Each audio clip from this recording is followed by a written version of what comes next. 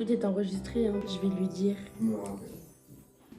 Je vous filme enfin la FAQ que je vous avais promise. Comme vous le savez si vous avez regardé ma dernière vidéo, je vous expliquais dedans que j'avais déjà filmé la FAQ. J'étais malade quand j'ai tourné la vidéo, je l'ai tournée pendant 1h30. Quand j'ai voulu monter la vidéo, je me suis rendu compte que ça allait pas du tout être agréable à regarder. Donc je me suis dit que je tournerais à nouveau la vidéo en étant en forme. C'est pour ça qu'on est là aujourd'hui. Je vous ai demandé de me poser des questions sur Instagram ou dans les commentaires de mes vidéos YouTube. J'ai les questions sur mon ordinateur, je les lis sur mon ordi et je vous réponds ici, comme ça c'est plus simple pour moi. À part la première question que j'ai choisi de mettre vraiment au début de la vidéo, parce que selon moi c'est la bonne question avec laquelle commencer cette vidéo. Il n'y aura pas d'ordre spécial. Je vais prendre les questions comme elles viennent et voilà, ça sera un petit peu aléatoire. Let's go, c'est parti. Je bois un petit peu de café et j'arrive. Première question. Pourquoi tu t'es lancée sur YouTube? Pour chaque question auquel je vais répondre, d'abord je vais répondre par 3 mots et ensuite je développe. Je dirais partage, vidéo, quotidien. Je m'explique. Vidéo parce que déjà c'est un format que j'aime beaucoup, que j'ai toujours pratiqué. Vers mes 12-13 ans, j'ai commencé à être très souvent sur YouTube. Il y avait plein de chaînes que je regardais, que ce soit des chaînes de musique, de lifestyle, évidemment les chaînes d'humour à l'ancienne avec Cyprien, Squeezie, etc.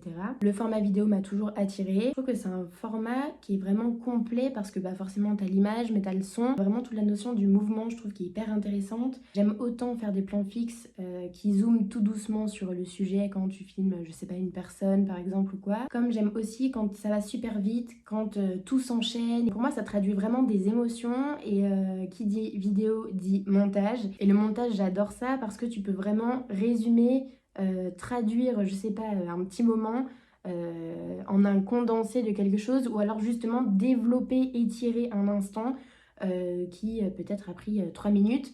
Mais tu vas en faire une vidéo de 10 minutes, tu vois. Le premier mot vidéo, le deuxième partage, parce que je trouve que au-delà de poster quelque chose en ligne et forcément tu le partages avec d'autres personnes que tu connais ou que tu connais pas, faire des vidéos pour moi c'est un moyen de partager l'expression de quelque chose que tu as voulu du coup articuler d'une certaine façon. C'est vraiment partager la vision que tu as eue de cet instant. Je trouve que la vidéo est un bon médium pour partager des émotions. Moi j'aime partager ce que je fais, j'aime le montage et YouTube je trouve que c'est vraiment une plateforme sur laquelle tu te sens à l'aise. En tout cas moi c'est comme ça que je le ressens. Tu peux proposer le contenu que tu veux et t'es pas obligé d'avoir une seule ligne directrice. Tu peux parler de plein de choses en même temps, faire ce que tu veux, il n'y a pas de règles quoi. Voilà pourquoi je me suis lancée sur YouTube, parce que je trouve que c'est une plateforme libre et j'aime bien montrer plein de choses. J'ai envie de partager avec des gens mes vidéos. Je compte vous faire des vidéos sur le design, sur l'architecture d'intérieur, sur plein de choses qui m'intéressent et je me dis que si moi ça m'intéresse, ça risque d'intéresser d'autres personnes. Deuxième question, c'est quoi tes projets pour l'année? Je pense que je peux répondre à cette question de 2 façons différentes. La première, ça serait mes projets personnels. Et la deuxième, ça serait mes projets pour la chaîne. En termes de projets perso, comme vous le savez pour beaucoup, je suis à la recherche d'une alternance en archi d'intérieur. Donc ça, c'est pour moi le plus gros défi, le plus gros enjeu et donc mon plus gros projet pour cette année. Je pense qu'une fois que j'aurai cette alternance, je serai beaucoup plus sereine dans ma vie. Et pour les projets pour la chaîne, le premier projet pour la chaîne, c'est de commencer à développer des petites séries de vidéos. J'en ai une d'ailleurs en tête, une que je commence lentement à prévoir, etc.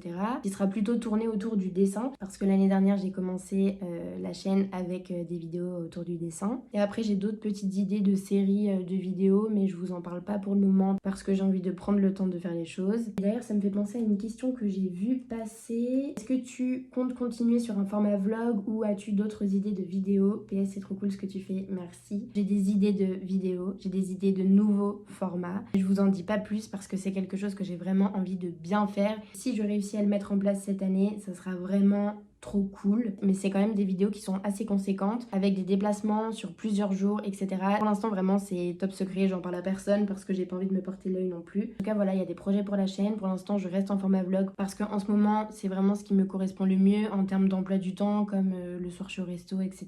Je trouve que c'est un format qui est quand même assez libre où je peux prendre mon téléphone, vous filmer des trucs sur plusieurs jours, faire un condensé, je vous balance ça et voilà. J'ai pas du tout répondu avec les 3 mots comme j'avais dit que je le ferais, mais je vais essayer de le faire pour la prochaine question. Troisième question, pourquoi tu gagnes toujours pas d'argent avec YouTube? Trop bien tes vidéos. Je ne gagne toujours pas d'argent et d'ailleurs, attendez, vous me confirmerez ça dans les commentaires. Je crois qu'il y a certaines vidéos sur lesquelles il y a des pubs et je ne comprends pas pourquoi. Si c'est le cas, dites-le moi et j'essaierai de me renseigner parce que vraiment, je n'ai aucune rémunération, j'ai mis des pubs nulle part et du coup, je trouverais ça trop bizarre que vous ayez des pubs. Mais du coup, voilà, pour répondre à la question, en fait, c'est plutôt réglementé. Pour pouvoir monétiser mes vidéos, il faut que j'ai un certain nombre de vues, un certain nombre de likes, un certain nombre d'abonnés, etc. Pour l'instant, je rentre pas trop dans les cases pour pouvoir être monétisée. Question suivante, combien de temps pour monter et sortir ton vlog final?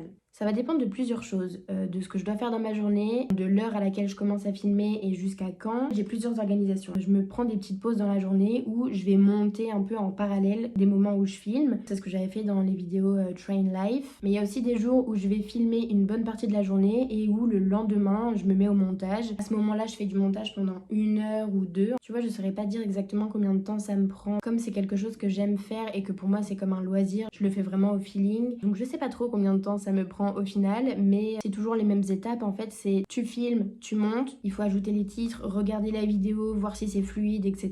Et la dernière chose que je fais, c'est écrire la description de la vidéo que je vous mets du coup en barre d'infos. Prochaine question, Lolo sera-t-il un membre actif du vlog dorénavant car il passe archi bien sur le petit écran? Je vais essayer de répondre à sa place parce qu'il n'est pas là aujourd'hui. Je suis pas hyper sûre qu'il devienne un membre actif de la chaîne, mais je pense que potentiellement il se pourrait qu'il y ait de petites apparitions de sa personne par-ci par-là. Mais en tout cas, cette question me fait beaucoup rire. Prochaine question, tu fais quoi comme études? Je vais essayer de répondre très simplement. Je vous ferai une vidéo complète à ce sujet pour vous donner une réponse un petit peu globale. J'ai passé un bac, un BTS, un DSAA, donc un diplôme supérieur des arts appliqués. Et là, je suis en train de passer un master. Aujourd'hui, je suis en architecture d'intérieur. Mais il faut savoir que depuis le bac, j'ai toujours été dans le design, donc c'est-à-dire le design d'objets, le design graphique, le design de mode, le design d'espace, évidemment. Ce que j'ai le plus étudié, c'est le design d'espace, la scénographie, le retail et l'architecture d'intérieur puisque je rentre dans ma 2e année d'études. Je pense que je vais résumer à ça et qu'un jour, je vous ferai une vidéo un petit peu plus conséquente. Mais en gros, voilà la réponse. Prochaine question, tes études te plaisent-elles? Du coup, on reste dans le thème. Je n'aime pas dire que je suis passionnée par le design, mais le fait est que ça reste quelque chose qui me plaît énormément. Pour répondre à ta question, oui, mes études me plaisent et m'ont toujours plu. J'ai toujours su que je voulais faire ça. Après, pour être honnête avec vous et pour rentrer un peu plus dans les détails, je dirais que beaucoup de choses varient en fonction de l'équipe pédagogique qui t'accompagne, de l'école dans laquelle tu es, des opportunités que tu as en fonction de la ville dans laquelle tu te trouves. C'est bête, mais c'est hyper vrai. Entre Marseille, Toulouse, Paris, il y a énormément de différences. Pour répondre très simplement, oui, mes études me plaisent. Il y a eu des moments quand même où c'était un petit peu compliqué pour moi. J'aimerais bien quand même rentrer dans le monde professionnel, que ça soit derrière moi et que ça soit un heureux souvenir. Les choses font que je vais être de plus en plus dans une dynamique où je vais m'éloigner de l'école, passer à l'étape supérieure, c'est-à-dire entrer dans la vie professionnelle. Prochaine question, voudrais-tu un animal? Alors, j'ai toujours vécu avec des animaux, avec des chats et des chiens, donc d'instinct je te répondrais que oui, j'ai envie de vivre avec un animal. Maintenant, je pense que ça serait plutôt un chat qu'un chien parce que je l'ai vu quand j'ai gardé Oli la dernière fois. Un chien, c'est quand même énormément de responsabilités, et il faut avoir un certain rythme, il faut être très disponible pour ton animal et surtout, il faut une sécurité financière indéniablement. Pouvoir sortir 600 balles si jamais il y a une urgence et que tu dois l'emmener chez le vétérinaire.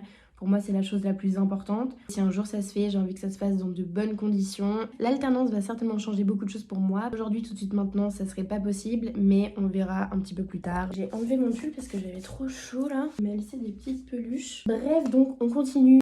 Question suivante. Qu'est-ce que tu penses de Toulouse? Tu vas rester après tes études. Alors, qu'est-ce que je pense de Toulouse? Je vais pas vous mentir, pour moi c'est un petit peu mitigé parce que, petit rappel de contexte, j'ai vécu pendant 10 ans à Marseille, 2-3 ans à Paris on va dire. Attendez 2 secondes, je crois que j'ai le nez rouge depuis tout à l'heure, en fait ça me gratte et je sais pas pourquoi, je comprends pas pourquoi. Normalement j'ai pas d'allergie, enfin c'est pas la saison des allergies. Bref, désolée, j'ai le nez rouge mais... c'est affreux. J'ai pas le nez qui coule, rien du tout. Je sais pas pourquoi d'un coup ça m'a pris là. Donc du coup je vous disais que je vais pas mal comparer Toulouse avec Paris et Marseille, mais parce que ce sont des villes que je connais très bien. Je sais pas trop comment répondre à cette question. Peut-être point positif, point négatif. Le premier truc qui me vient en tête... Non mais attendez, ça me gratte encore. Je comprends pas. Le premier truc qui me vient en tête, c'est la propreté. Et c'est vraiment une des premières choses que j'ai comparé à Marseille, c'est la propreté de la ville. Surtout comparé à Marseille, en vrai, c'est pas très compliqué de faire mieux. Je trouve que Toulouse, ça a vraiment une belle architecture. Comme je l'ai déjà dit dans certaines de mes premières vidéos, il y a certaines parties de l'architecture toulousaine dans le vieux centre qui me font penser à l'Alsace. Peut-être qu'un jour je vous montrerai, qu'on se fera une petite vidéo. J'analyse l'architecture de Toulouse, on verra. On a le temps. Qu'est-ce que je pense de Toulouse? Je pense que c'est une ville qui est hyper étudiante, hyper jeune. Les gens sont beaucoup en vélo, ça c'est cool. Maintenant, si je devais passer au point négatif, je trouve que c'est pas hyper évident de se faire des potes si tu connais pas déjà des gens, si tu tombes pas sur des gens qui sont très accueillants et qui bien souvent viennent d'ailleurs que de Toulouse. Je trouve que les Toulousains ont quand même une tendance à rester entre Toulousains. Si t'es Toulousain, no offense, ça reste mon avis et mon ressenti, donc vraiment c'est pas une vérité générale, mais j'en ai déjà parlé avec plusieurs personnes et c'est quand même quelque chose qui a l'air de ressortir.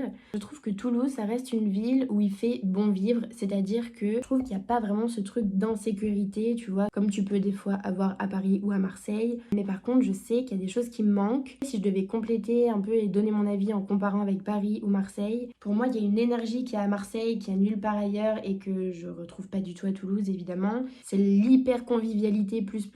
C'est un petit peu ce que je vous disais, pour moi, les Toulousains ont tendance à rester entre Toulousains. Alors qu'à Marseille, je sais pas, tu peux vraiment tisser des liens sociaux avec des gens que tu connais pas du tout, qui viennent pas du tout de ton milieu social, qui n'ont rien à voir avec toi. Je sais pas, il y a une certaine curiosité de l'autre, une certaine facilité et une certaine accessibilité au dialogue, à l'échange en général, avec des gens qui sont pas de ton âge, comme avec des gens qui sont de ton âge. Je sais pas comment expliquer. Je m'écarte parce que là, du coup, je vous parle de Marseille et pas du tout de Toulouse. Mais en tout cas, voilà comment ça résonne en moi. Après, voilà, c'est normal que je vous parle de Marseille. Vraiment, j'y ai vécu très longtemps. En tout cas, Toulouse, ça reste une ville que j'aime beaucoup. J'aime bien quand mes copains viennent, j'aime bien quand ma famille vient. Ça reste une belle ville dans laquelle tu te sens bien. J'habite dans un quartier où je me sens bien, je me déplace tout le temps en vélo. Il y a la Garonne à côté, voilà. Après, le seul truc, c'est qu'il n'y a pas la mer. Enfin, voilà. Et est-ce que je compte rester sur Toulouse après mes études? Bah, j'ai envie de te dire que déjà, tout dépendra de si je trouve une alternance, tout dépendra de si je trouve du travail. Mais je pense que la première année après mon alternance, il est fort probable que je reste à Toulouse.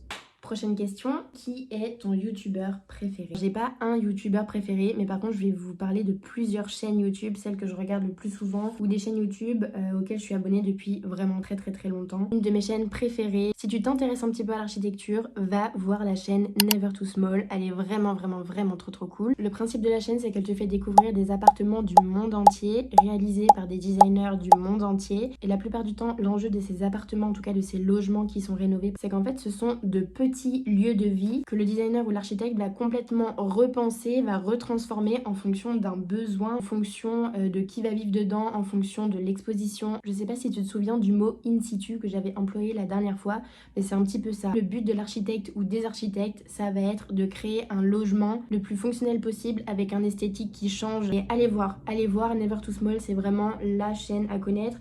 T'as des vidéos qui durent 5 minutes, d'autres qui durent 15 minutes. Après, t'as de plus longs formats. C'est une trop bonne source d'inspiration et je trouve que c'est hyper apaisant. La deuxième chaîne YouTube que j'aime beaucoup, c'est la chaîne Fulloscopy. Je ne me souviens plus du nom du gars qui tient la chaîne. J'ai découvert cette chaîne il y a environ 4 ans quand j'écrivais un mémoire sur l'intimité dans l'espace public et donc sur les rapports entre les gens dans l'espace public. Qui dit beaucoup de gens dans un espace public dit en général une Fulloscopy. J'aime beaucoup cette chaîne. Elle n'est pas spécialement liée au design directement, mais en tout cas tu pourrais y trouver plein d'expériences à échelle humaine en fonction de l'environnement dans lequel il se trouve, si c'est dans un train, si c'est dans un extérieur, s'il y a beaucoup de monde, pas beaucoup de monde, qui il y a, etc. Bref, c'est des petites expériences, de petites études et je trouve qu'elles ont le mérite d'exister, donc si à un moment où tu t'ennuies, va sur la chaîne de Fulloscopy. La prochaine, c'est la chaîne de Romy Victory. Elle fait beaucoup de storytelling, elle te raconte des histoires comme beaucoup de gens le font sur YouTube. J'aime bien sa voix, j'aime bien la façon dont elle fait ses vidéos, elle te met ses sources, etc. C'est des thèmes qui sont pas hyper joyeux, en général ça parle de massacres, de tueurs, de gens qui kidnappent. Ce sont des trucs un peu sombres, mais quand je suis sur mon vélo et que je vais au travail, j'aime bien écouter ça. Je vous laisserai vous faire votre propre idée. Voilà les gars, je pense que la vidéo va s'arrêter ici. Ça m'a fait plaisir de répondre à ces questions, même si j'avais déjà fait la vidéo. J'espère que la vidéo vous aura plu. Je sais pas trop quand est-ce que je vais la monter, je sais pas trop quand elle sortira. Dans tous les cas, on a dépassé la barre des 100 puisqu'on est 108, je crois. À moins que ça ait augmenté, je vous le mettrai ici. Je voulais encore une fois vous remercier. Merci pour l'intérêt que vous donnez à mes vidéos. Merci encore à toutes les personnes qui sont abonnées à la chaîne. Si t'es pas encore abonné, abonne-toi. Je vous retrouve bientôt dans une nouvelle vidéo. En attendant, je vous fais plein de gros bisous.